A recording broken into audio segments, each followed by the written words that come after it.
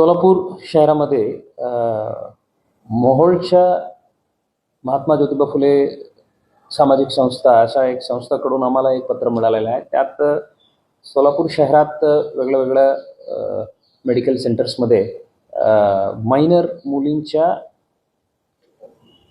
गर्भवती झालेल्या मायनर मुलींच्या ट्रीटमेंट झालेल्या अशा जे RTI इन्फॉर्मेशन होतं सोलापूर कॉर्पोरेशनकडून, त्याचा हा एक अर्ज होतो त्याविरुद्ध कारवाई करावी म्हणून.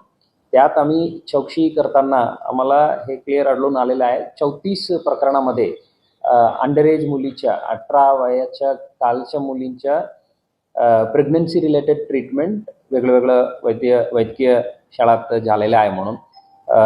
त्यात कॉर्पोरेशनच्याही आहे आणि काही खाजगी हॉस्पिटल्सच्याही उल्लेख आहेत.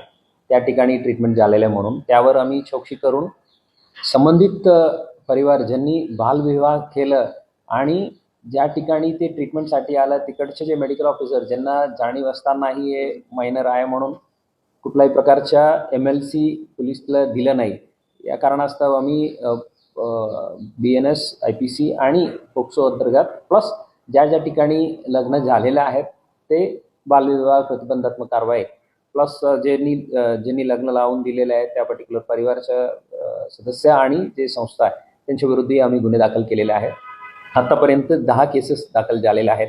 MIDC पोलीस स्टेशनला 4, जेल रोडला 3, विजापूर नाका 1, सलगरवस्ती आणि जोडबावी प्रत्येक एक केस दाखल झालेले आहेत. यापैकी एक केस सोलापूर ग्रामीणच्या वळसंगला आम्ही ट्रान्सफर केलेला आहे. तिकडं लग्न झालेले आहेत आणि गुन्हे तिथं घडलेले आहेत. एक केस कोल्हापूर जिल्ह्यात वर्ग केलेला आहे आणि एक केस पुणा ग्रामीण पोलीस युनिटच्या आंबेगाव पोलीस स्टेशनला आम्ही वर्ग केलेला आहे. उर्वरित 24 प्रकरणात आम्ही ते संबंधित परिवारांना बोलवून चौकशी करून त्या आधारावर आम्ही गुन्हे दाखल करून पुढील कारवाई करणार आहे.